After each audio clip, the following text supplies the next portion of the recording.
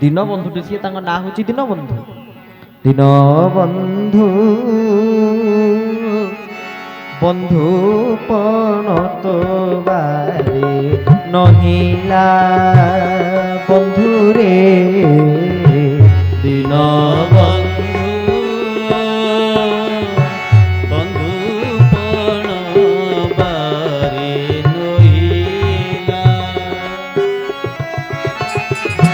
তো সঙ্গে বন্ধু বান্ধি মরিলি কান্দি কান্দি তো সঙ্গে বন্ধু বাঁধি মরিলি কান্দি কান্দি তো সঙ্গে বন্ধু বান্ধি মরিলি কান্দি কান্দি তো সঙ্গে বন্ধু বন্ধু বাঁধি মরিলি কান্দি কান্দি সময় আসি শেষ হইলা প্রভু হে দীনবন্ধু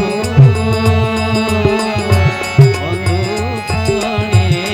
বারে নহিলা बोल श्री जगन्नाथ महाप्रभु की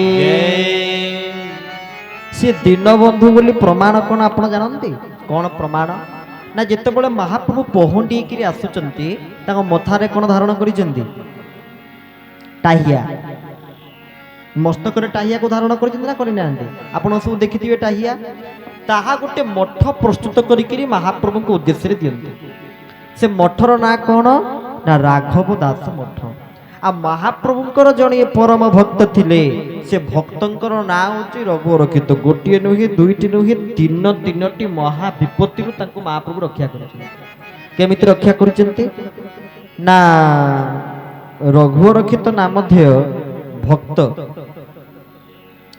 जाहांकर पिता थिले कृष्ण महापात्र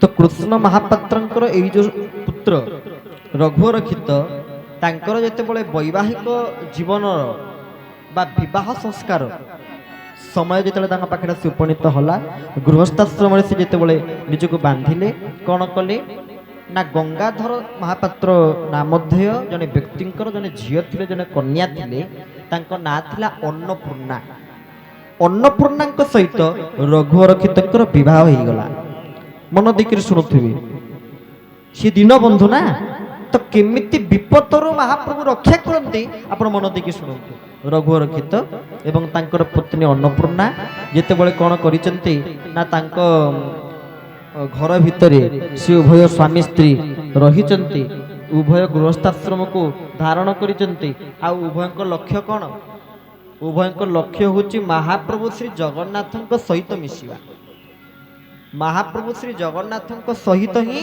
कोन करिबा ना से पुण्य संबंध को रखिबा आउ तांकर किछि माने आशा नाही तो जेतेबेले रघुरक्षित एवं तांकर पत्नी अन्नपूर्णा उभय पति पत्नी गोटे समय को देकरी गति कले को समय शास्त्र कहउचंती भाग्यं फलति सर्वत्र नच विद्या न पौरुष भाग्य रे जहा अछि ताहा हबो सेतिरे ना विद्या काम दबो ना पौरुष काम दबो जहा भाग्य रे हमर अछि ताहा हबो विधिर विधान के करिवो आन विधिर विधान जहा रहिछि ताहा हबो काली के हमें कहि देखिने घोड़ी के घोड़ा छुटुछि नाय रे हमें काली के कहि देखिने आगे तो सही अनुसार जेतेबेले रघुरक्षितଙ୍କ निकटरे हठात गोटे एमिति समय आसी पहुंची गला कोन हला ना तांको भितरे अभाव एवं अनाटर दरिद्रता देखा गला इतरे से दरिद्र हे गले से कोन कले कहले आउ जाई कोठी भिक्षा करिके चलिबी बाहरी गले श्रीक्षेत्र जगन्नाथ महाप्रभु को धाम अभिमुखी अन्नपूर्णा कहले मु जाउची महाप्रभु धाम को सेठी जहा भिक्षा मिलिबो मु पुणी आसी तते देबी आमे रहिबा आ कोन एया भाबिकरी महाप्रभुकर पुरुषोत्तम क्षेत्र को जगन्नाथ को धाम को यात्रा कले तार किछि दिन परे तांको पत्नी जे थिले अन्नपूर्णा तांको घर लोक माने रघुरक्षितଙ୍କ ससुर घर लोक सुनिबा को पाइले विभिन्न सूत्ररु कौन शुणा पाइले ना जोई पुआ तुम घरे ना ना गले कुआडे ना जाइचंती कौन पुरी ना कहीं ନାଇଁ ଏତେ ଦାରିଦ୍ର୍ୟ ଅଭାବ ଅନାଟନ ତାଙ୍କ ଭିତରେ ଯେ ଖାଦ୍ୟ ତାଙ୍କ ପାଖରେ ଖାଇବାକୁ ନାହିଁ, ବସ୍ତ୍ରର ଅଭାବ, ବାସଗୃହର ଅଭାବ, ଘର ଛପର ହେଇନି ଏପର୍ଯ୍ୟନ୍ତ। ନାଇଁ ହେ ମୋ ଝିଅକୁ ତ ତାହେଲେ ସେଇ ଜାଗାରେ ବିବାହ ଦେଇକିରି ଭୁଲ ହେଇଗଲା ନା, ବହୁତ ବଡ଼ ଭୁଲ କରୁଛ। ଯଦି ତମ ଝିଅର ଖୁସି ତମେ ଚାହୁଁଛ ତ ଝିଅକୁ ତମେ ସେଇଠୁ ତୁରନ୍ତ ନେଇ ଆସ। କଣ କର ନା ଝିଅକୁ ତମେ ସେଇଠୁ ତୁରନ୍ତ ନେଇ ଆସ। ତ ଗଙ୍ଗା ମହାପାତ୍ର କଣ କଲେ, ତାଙ୍କ ଝିଅକୁ ନେଇ ଆସିଲେ, ଅନ୍ନପୂର୍ଣ୍ଣାକୁ ନେଇ ଆସିଲେ। ଏପଟେ ଅନ୍ନପୂର୍ଣ୍ଣା ଥିଲେ ମହାନ ପତିବ୍ରତା ନାରୀ, ରଘୁରକ୍ଷିତଙ୍କୁ ହିଁ ସେ ସ୍ୱାମୀ ରୂପରେ ସ୍ୱୀକାର କରିଛନ୍ତି ଏବଂ ତାଙ୍କୁ ସେ ବହୁତ ଭଲ ପାଆନ୍ତି, ବହୁତ ମାନନ୍ତି। କିନ୍ତୁ ଯେତେବେଳେ ଜବରଦସ୍ତ କରି ଅନ୍ନପୂର୍ଣ୍ଣା ତାଙ୍କର ଭାଇ ତାଙ୍କୁ ଟାଣି ନେଇ ଯାଉଛନ୍ତି, ତାଙ୍କ ବାପା ତାଙ୍କୁ ଟାଣି ନେଇ ଯାଉଛନ୍ତି, ନାଚାର ହେଇକରି ସେ ଆଉ କିଛି କରିପାରୁନାହାନ୍ତି। କହିଲେ ମହାପ୍ରଭୁ କହିଛି ଜଣଙ୍କୁ ଦୁଃଖ ଶୁଣିଲେ ଶୁଣିବ, ଦୁଃଖ ତ ଜଣକୁ କହିଛି ନା, ସେ ଦୁଃଖ ନା ଆସନଙ୍କ ପାଖରେ, ସେ ଦୀନବନ୍ଧୁଙ୍କ ପାଖରେ ଯଦି ସେ ଶୁଣିବେ ତ ଶୁଣିବେ। ନାଗରା ବାଜୁଛି ବୋଲି ଅନ୍ତର୍ଯାମୀ ବୋଲି, ନାଗରା ବାଜୁଛି ସିଏ ହଉଛନ୍ତି ଅନ୍ତର୍ଯାମୀ ବୋଲି, ତ ଯଦି ଶୁଣିବେ ତ ସିଏ ଶୁଣିବେ। ଏଇଆ କହିକିରି ସେ ଯାଉଛନ୍ତି। ଯିବା ଭିତରେ ଯେତେବେଳେ ରଘୁରକ୍ଷିତ ସେପଟେ ଶ୍ରୀକ୍ଷେତ୍ରରେ ମହାପ୍ରଭୁ ଶ୍ରୀ ଜଗନ୍ନାଥଙ୍କ ଧାମରେ ରହିଗଲେ, ଆଉ ତାଙ୍କର ତାଙ୍କ ଘରକୁ ଫେରିବା ପାଇଁ ମନ ନାହିଁ, ସେଇଠି ରହିଗଲେ। ତେଣେ ଅନ୍ନପୂର୍ଣ୍ଣାଙ୍କ ବିବାହ କଣ କଲେ ନା ତାଙ୍କ ଘର ଲୋକ ଜମିଦାରଙ୍କ ପୁଅ ସହିତ ଠିକ କରିଦେଲେ। କିନ୍ତୁ ଅନ୍ନପୂର୍ଣ୍ଣାଙ୍କ ମନ କଷ୍ଟ, ମୁଁ ତ ବିବାହ ହେଇଥିଲି ରଘୁରକ୍ଷିତଙ୍କୁ ମୋ ସ୍ୱାମୀଙ୍କୁ, କିନ୍ତୁ ତାଙ୍କ ସହିତ ବିବାହ ବନ୍ଧନରୁ ପୁଣି ମତେ ବିଚ୍ଛେଦ କରି ଜମିଦାରଙ୍କ ପୁଅ ସହିତ ମୋର ବାହାଘର କରୁଛନ୍ତି, ୟାକୁ ମୁଁ କଦାପି ସହ୍ୟ କରିପାରିବି ନାହିଁ। କହିକରି କଣ କଲେ, ଭାଙ୍ଗି ପଡ଼ିଲେ। ଆଉ ଯେତେବେଳେ ସେ ଜାଣିବାକୁ ପାଇଲେ ଯେ ମୋର ବିଭାଗର ଜମିଦାରଙ୍କ ପୁତ୍ର ସହିତ ପୁରା ସ୍ଥିରୀକୃତ ହେଇସାରିଲାଣି, ଆଉ କିଛି ବାଟ ନାହିଁ, ଶେଷରେ ଗୋଟେ ଚିଠି ଲେଖିବାକୁ ଲାଗିଲେ। ଏବଂ ସେ ଚିଠି ଭିତରେ ଲାଗିଲେ ଯେ ହେ ମୋର ପ୍ରାଣପ୍ରିୟ ପତି ଦେବ, ହେ ମୋର ସ୍ୱାମୀ, ଆପଣ ଯୋଉଠି ବି ଅଛନ୍ତି ଯେତେ ଶୀଘ୍ର ପାରୁଛନ୍ତି ମୋ ନିକଟକୁ ଆସି ପହଞ୍ଚନ୍ତୁ। ଆଉ ମୋ ଜାଣିବାରେ ଆପଣ ଶ୍ରୀକ୍ଷେତ୍ର ଜଗନ୍ନାଥଙ୍କ ଧାମରେ ହିଁ ଅଛନ୍ତି ବୋଲି ଆମ ଗାଁରୁ ବାହାରୁଥିବା ତୀର୍ଥଯାତ୍ରୀ ମାନଙ୍କର ସହିତ ଏ ଚିଠିଟିକୁ ମୁଁ ପଠାଉଛି। ଆଉ ଯେତେବେଳେ ବି ଆପଣ ଯୋଉଠି ପାଆନ୍ତି ଆଉ ବିଳମ୍ବ ନକରି ତୁରନ୍ତ ଆସି ପହଞ୍ଚିବେ। କାହିଁ ନା ମୋ ବିବାହ ଘରକୁ ଯେତେବେଳେ ଠିକ କରିଛନ୍ତି, ଯୋଗାଡ଼ କରିଛନ୍ତି କାହା ସହିତ ନା ଜମିଦାରଙ୍କର ପୁଅ ସହିତ। ଆପଣଙ୍କ ଭିତରେ ଦାରିଦ୍ରତା ଦେଖାଯାଇଛି ବୋଲି ମୋ ଘର ଲୋକ କଣ, ମୋ ବାପା ଘର ଲୋକ କଣ କରିଛନ୍ତି ନା ଆପଣଙ୍କ ସହିତ ବିଚ୍ଛେଦ କରିକିରି ଜମିଦାରଙ୍କ ପୁଅ ସହିତ ବାହାଘର ଠିକ କରିଦେଇଛନ୍ତି। ତ ଆପଣଙ୍କୁ ଲାଗିଲା ଆପଣ ଯେତେବେଳେ ଆସି ପହଞ୍ଚିବେ କହିକିରି ଚିଠିଟା ଲେଖିକି ପଠେଇଦେଲେ। କାହା ହାତରେ ନା ସେ ତୀର୍ଥଯାତ୍ରୀ ମାନଙ୍କ ହାତରେ। ତୀର୍ଥଯାତ୍ରୀ ମାନେ ଯେତେବେଳେ ସେ ଚିଠି ନେଇକିରି ଜଗନ୍ନାଥଙ୍କ ଧାମରେ ପହଞ୍ଚିଗଲେ ଏବଂ ମହାପ୍ରଭୁଙ୍କ ଦର୍ଶନ କଲେ, ସେଠି ଖୋଜିବାକୁ ଲାଗିଲେ ରଘୁରକ୍ଷିତ ନାମଧେୟ ଭକ୍ତଙ୍କୁ। ଆଉ ଯେତେବେଳେ ରଘୁରକ୍ଷିତଙ୍କର ନାମଧେୟ ଭକ୍ତକୁ ପାଇଗଲେ, ରଘୁରକ୍ଷିତଙ୍କୁ ଚିଠିଟି ଦେଲେ। ସେ ଚିଠି ଖୋଲି ଦେଖିଲେ ଯେ ଏମିତି ଏମିତି କଥା ଘଟଣା ଆସି ଏଇଠି ପହଞ୍ଚିଲାଣି। ତ କହିଲେ ଆଉ ମୋ ପାଖରେ ଉପାୟ ବର୍ତ୍ତମାନ କଣ? କିଛି ଉପାୟ ନାହିଁ, ଯାହା ମହାପ୍ରଭୁ କରିବେ ଆଉ କହିକିରି ସେଇଠି ସିଂହଦ୍ୱାର ନିକଟରେ ଅରୁଣ ସ୍ତମ୍ଭ ପଛପଟେ କଣ କଲେ, ବଡ଼ ଦାଣ୍ଡରେ ହିଁ ଗୋଡ଼ ତଳେ ପଡ଼ିଲେ, ଶୋଇ ପଡ଼ିଲେ। ଆଉ ଶୋଇ ଶୋଇ କେତେବେଳେ ତାଙ୍କ ଆଖି ଲାଗିଯାଇଛି ସିଏ ବି ଆଉ ଜାଣିପାରିନାହାନ୍ତି। ନିଦ ଲାଗିଯାଇଛି, ଶୋଇପଡ଼ିଛନ୍ତି। ମହାପ୍ରଭୁ କଣ କଲେ, ସାଙ୍ଗେ ସାଙ୍ଗେ ବେତାଳକୁ ଆଦେଶ ଦେଲେ। କହିଲେ ମୋ ଭକ୍ତ ଜଣେ ନାଁ ହେଉଛି ରଘୁରକ୍ଷିତ, ସିଂହଦ୍ୱାର ସମ୍ମୁଖରେ ସେ ଶୟନ କରିଛନ୍ତି। ତୁ ଯେତେ ଶୀଘ୍ର ପାରିବୁ ତାକୁ ନେଇକି ତା ଶ୍ୱଶୁର ଘରେ ଛାଡ଼ିବୁ, କିନ୍ତୁ ସିଏ ଯେମିତି ନ ଉଠି ପଡ଼େ ଆଉ ସିଏ ଯେମିତି ନ ଜାଣିପାରେ। ନା ହଉ ଠିକ ଅଛି ପ୍ରଭୁ। ଏହା କହି ବେତାଳ ସାଙ୍ଗେ ସାଙ୍ଗେ ମହାପ୍ରଭୁଙ୍କ ଆଦେଶ ନେଇକିରି ବାହାରିଲେ। କଣ କଲେ, ରଘୁରକ୍ଷିତଙ୍କୁ ନେଇକି ଶ୍ୱଶୁର ଘରେ ପହଞ୍ଚେଇ ଦେଲେ।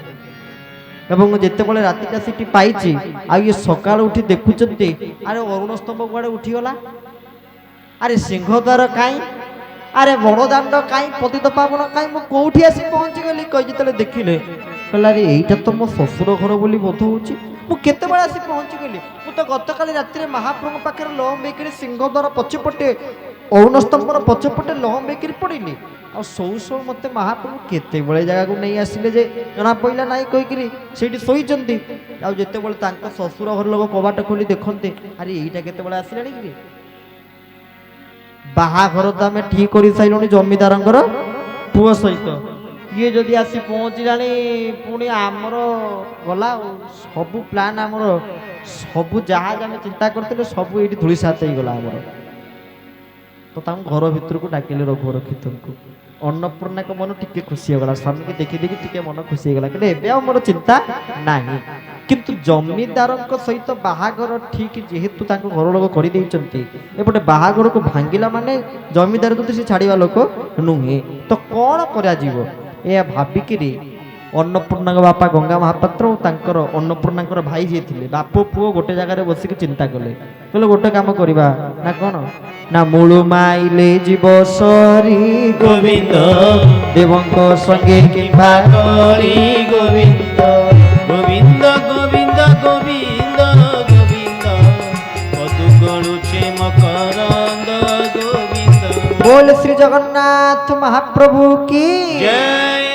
ଗୋଟିଏ କାମ କଲେ ହବ ନା କ'ଣ ନା ଏଇଟାକୁ ଆମେ ମାରିଦେବା, ଯେମିତି କାଲି ସକାଳର ସୂର୍ଯ୍ୟ ଉଦୟ ଇଏ ଦେଖିପାରିବ ନାହିଁ କହିକିରି ୟାକୁ ମାରିବାର ପୁରା ସମ୍ପୂର୍ଣ୍ଣ ଚକ୍ରାନ୍ତ କଲେ।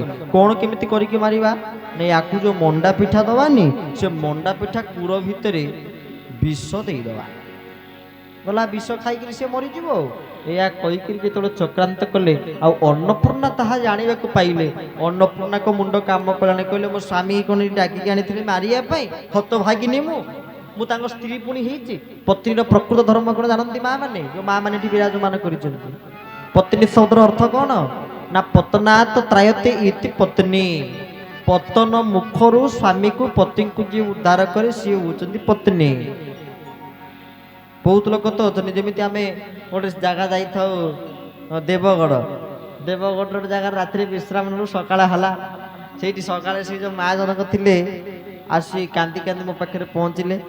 ଆଉ ପହଞ୍ଚି କହିଲେ ଆଉ ଗୋଟେ କଥା କହିଥାନ୍ତି ଆପଣଙ୍କ ପାଖରେ। ମୁଁ କହିଲି ହଁ ମା କହୁନାହାନ୍ତି, ଭାରି ଦୁଃଖରେ ଥିଲା ଲାଗୁଛନ୍ତି। ନା ସିଏ ଭାରି ପିଆଖିଆ କରୁଛନ୍ତି। କ'ଣ କରିବି ମାନେ ମଦ୍ୟପାନ କରୁଛନ୍ତି, ନିଶାସକ୍ତ ଅଛନ୍ତି ସବୁବେଳେ, ଆଉ ନିଶାରେ ରହୁଛନ୍ତି ସବୁବେଳେ। ଆଉ ଆମେ କହିଲୁ ମା ମୋ ପାଖରେ କହିଲେ କ'ଣ ହବ, ଆପଣ ତାହେଲେ ତାଙ୍କ ପତ୍ନୀ କ'ଣ ପାଇଁ ହେଇଥିଲେ? ତାଙ୍କୁ ତ ଆପଣ ଭଲ ପାଇକିରି ବାହା ହେଇଥିଲେ, ତ କ'ଣ ପାଇଁ ବାହା ହେଇଥିଲେ ତାଙ୍କୁ, ତାର କାରଣ କ'ଣ ନା ହଁ ଭଲ ଦେଖାଯାଉଥିଲେ ବୋଲି ବାହା ହେଇଥିଲେ, ବିବାହ ହେଇଥିଲେ। ଆମେ ତାଙ୍କ ପାଖରେ କହି ରଖିଲୁ ଯେ ଆପଣ ତାଙ୍କ ପତ୍ନୀ ବୋଲି ମନେ ରଖନ୍ତୁ, ସେଇଟା ଆପଣ ଭୁଲି ଯାଉଛନ୍ତି।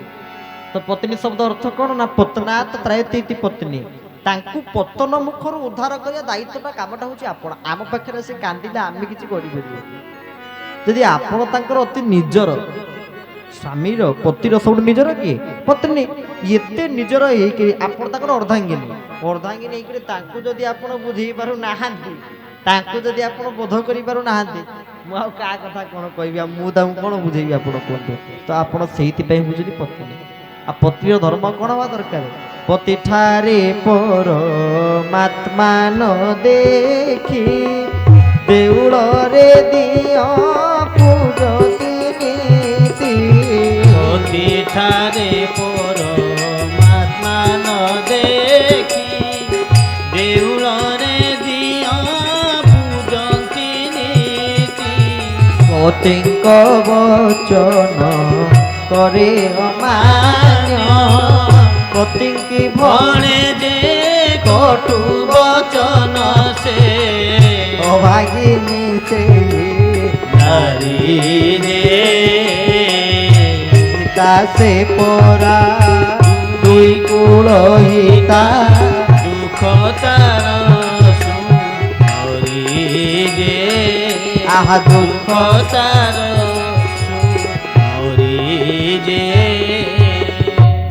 ପତି ଠାରେ ପରମାତ୍ମା ନ ଦେଖି ଦେଉଳରେ ଦିଅ ପୂଜନ୍ତି ନୀତି, ପତିଙ୍କ ବଚନ କରେ ଅମାନ୍ୟ, ପତିଙ୍କି ଭଣେ ଯେ କଟୁ ବଚନ, ଅଭାଗିନୀ ସେହି ନାରୀ ଯେ ଦୁହିତା ସେପରା ଦୁଇ କୂଳ ହିତା ଦୁଃଖ ତାର ଅଶ୍ରୁ ଧରି, ୟତ୍ର ନାର୍ଯ୍ୟସ୍ତୁ ପୂଜ୍ୟନ୍ତେ ରମ୍ୟନ୍ତେ ତତ୍ର ଦେବତା। ନାରୀକୁ ଯୋଉଠି ପୂଜା କରାଯାଏ, ନାରୀକୁ ଯୋଉଠି ସମ୍ମାନ ଦିଆଯାଏ, ଦେବତା ମାନେ ସେଇ ସ୍ଥାନରେ ହିଁ ଆସି ଉପସ୍ଥିତ ହୋଇଥାନ୍ତି। ତ ମନ ଦେଇକିରି ଶୁଣିବେ। ରଘୁର କୀର୍ତ୍ତନର ପତ୍ନୀ ଅନ୍ନପୂର୍ଣ୍ଣା କହିଲେ ମୁଁ କ'ଣ କରିବି ତାହେଲେ? ଏହି ସମୟରେ ଉପାୟ ଭାବିଲେ। ଠାକୁର ଘରେ ବସି ପଡ଼ିଲେ, କହିଲେ ପ୍ରଭୁ ତମେ ଯାହା ଉପାୟ ଦବ, ତମ ଆଜ୍ଞାକୁ ହିଁ ସ୍ୱୀକାର କରିବି। ଠାକୁର ଘରେ ବସିଲେ, ବସି ଯେତେବେଳେ ପ୍ରଭୁଙ୍କ ପାଖରେ ଦିଦାର ଲୁହ ଗଡ଼େଇକିରି କାନ୍ଦି ପକେଇଲେ, ଆଉ ପ୍ରଭୁ କ'ଣ କରିପାରିବେ ବା? ভকত মোহর রকত হইলে ভক্তি তার মোর খাদ্য ভকত আখিরু লোতক ঝরিলে হরি উঠে মোর হৃদয় ভকত আখিରୁ লোতক ঝরিলে হরি উঠে মোর হৃদয় যদি ভক্তর আখিরু লোতক ঝরিগলা না তো মহাপ্রভুଙ୍କର ହୃଦୟ ଧରିବାକୁ ଲାଗେ ଭକ୍ତବୃନ୍ଦ ଭକ୍ତବନ୍ଧୁ ତ ମହାପ୍ରଭୁ କେତେବେଳେ ଭକ୍ତର ଆଖିରୁ ଲୋତକକୁ ଦେଖି ସହ୍ୟ କରିପାରନ୍ତି ନାହିଁ ସେଇଟା ତ ଶାସ୍ତ୍ରକାର କହିଲେ ନା ଭକ୍ତ୍ୟଂ ଦୁଷ୍ୟନ୍ତି କେବଳଂ ନଚ ଗୁଣୈ ଭକ୍ତି ପ୍ରିୟ ମାଧବ ମହାପ୍ରଭୁ ହଉଛନ୍ତି ଭକ୍ତି ପ୍ରିୟ ସେ କେବଳ ଦେଖନ୍ତି କଣ ନା ଭକ୍ତିକୁ ହିଁ ଦେଖନ୍ତି ଆଉ ସେଇଥିପାଇଁ ଠାକୁର ଚରମନାଥ ଗୁରୁସ୍ୱାମୀ ଗୋଟେ ବାଣୀଟିଏ ଦେଲେ କହିଲେ ଚାହେ ନା ରେ ଧନ ପୂଜା ଓ ରଚନ ଟଙ୍କା ସୁନା ବୈଭବ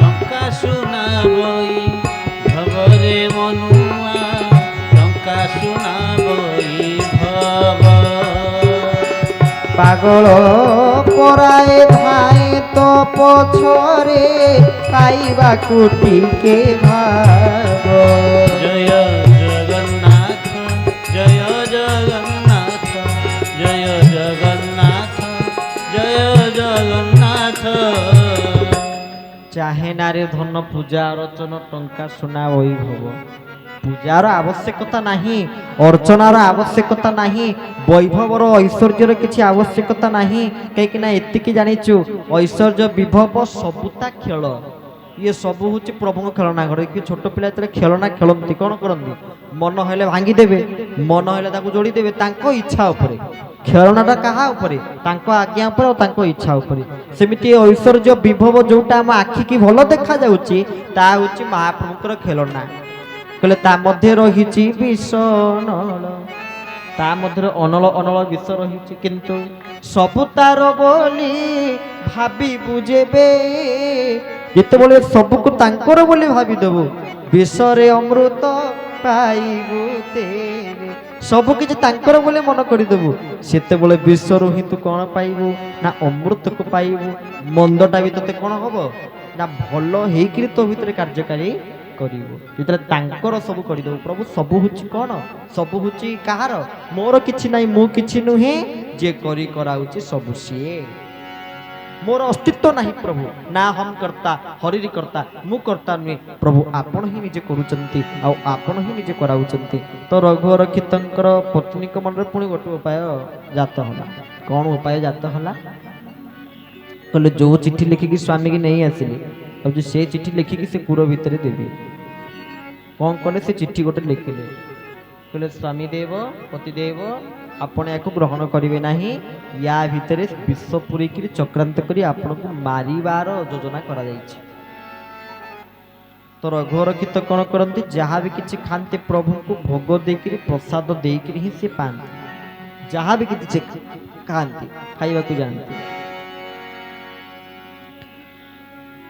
ତ ମହାପ୍ରଭୁଙ୍କ ନିମନ୍ତେ ଆଗେ ପ୍ରଥମେ କଣ କଲେ ସେ ଯୋଉ ପିଠା ତାଙ୍କୁ ଦିଆଗଲା ତାକୁ କଣ କଲେ ଆଗେ ଚଳୁ କହିକି ସେତେବେଳେ ସୁଦ୍ଧା ସିଏ ଜାଣିଛନ୍ତି କାଗଜ କୋଉ ଭିତରେ ଅଛି ତ ଯେତେବେଳେ ସେ ମଣ୍ଡା ପିଠା ଗୋଟେ ହାତ ମାଇଲେ ତା ଭିତରେ ଗୋଟେ ଖଡଖଡିଆ ଗୋଟେ ହାତକୁ ଲାଗିଲା ତ କଣ କଲେ ସାଙ୍ଗେ ସାଙ୍ଗେ ତାକୁ ଚିରିକି ଦେଖିଲା ବେଳକୁ ତା ଭିତରେ ଗୋଟେ କାଗଜ କଲାରେ ପିଠା ଭିତରେ କାଗଜ କୋଦଣ୍ଡୁ ପଇଲାଣି କି ରେ ୟା କହିକି ଯେତେବେଳେ କାଗଜକୁ ସାଇଜ କରିକି ଦେଖିଲେ ତା ଭିତରେ ଲେଖା ହେଇଛି କଣ ନା ୟା ଭିତରେ ବିଷ ପୁରାଇଛି ଆପଣ ୟାକୁ ଖାଆନ୍ତୁନି ରଘୁବର କ୍ଷିତ କହିଲେ କଣ କରିବି ଖାଇବି ନା ଖାଇବିନି ଖାଇବି ନା ଖାଇବିନି ଆପଣ ଏଇଥିଲେ କଣ କରିଥାନ୍ତେ ଖାଇଥାନ୍ତେ ନା ଖାଇ ନଥାନ୍ତେ ଯଦି ବିଷ ପଡ଼ିଥାନ୍ତା ଆପଣ ଜାଣୁଛନ୍ତି ଯେ ଏ ଖାଇବା ଉପରେ ବିଷ ପଡ଼ିଛି ଆପଣ ଖାଇଥାନ୍ତେ ନା ଖାଇ ନଥାନ୍ତେ ଖାଇବାରେ ବିଷ ପଡ଼ିଛି ମୁଁ ଖାଇବି ମୁଁ ଦେଖୁଛି ସେଇଠି ଅପରିଷ୍କାର ହେଉଛି ମୁଁ ଦେଖୁଛି ସେଇଠି ଅପରିଷ୍କାର କୋତରା କରିକି ଖାଇବାଟା କରୁଛନ୍ତି ମୁଁ କେବେ ଖାଇବି ସେ ତ ଅପରିଷ୍କାର କୋତରା କ'ଣ ରୋଗ କରେଇବ ଇଏ ତ ଟୋଟାଲ ମାରିଦେବ ବିଷ ତ ଟୋଟାଲ ମାରିଦେବ ଖାଇ ମାନେ ସଇଲା ଫାଇନାଲ ମରିବୁ ତ କରିବୁ କ'ଣ ତ ସେ ବିଷ ଯେତେବେଳେ ଜାଣିବାକୁ ପାଇଲେ ୟା ଭିତରେ ପଡ଼ିଛି ଆଉ ତାକୁ ଆମେ ହେଇଥିଲେ ଖାଇ ନଥାନ୍ତେ ସିନା କିନ୍ତୁ ସିଏ କହିଲେ ନାଇଁ ୟାକୁ ମୁଁ ଜବରଦସ୍ତ ଖାଇବି, ୟାକୁ ମୁଁ ଜବରଦସ୍ତ ଖାଇବି। କାହିଁକି ଖାଇବି ନା ୟା ପୂର୍ବରୁ ପୁରା ମୋ ଠାକୁରଙ୍କୁ ମୁଁ ଖୁଆଇ ଦେଇଛି, ତାଙ୍କୁ ପୁରା ଭୋଗ ଲଗେଇ ଦେଇଛି। ମୋ ଠାକୁର ଯଦି ବିଷକୁ ଖାଇଦେଲେ ତାଙ୍କର କିଛି ହେଲା ନାହିଁ, ତାହେଲେ ମୁଁ ଖାଇବି, ମୋର ଅସୁବିଧା କ'ଣ ହବ? ହଉ ଯଦି ମରିବି ମରିବି, ଅସୁବିଧା କ'ଣ? କିନ୍ତୁ ମୋ ପ୍ରଭୁଙ୍କୁ ମୁଁ ଖୁଆଇକି ଯଦି ମାରିଛି ତାହେଲେ ମୁଁ ବି ଖାଇକି ମରିବି। ଏହା କହିକିରି ସେ ପିଠାକୁ ସେ ଖାଇବାକୁ ଆରମ୍ଭ କଲେ।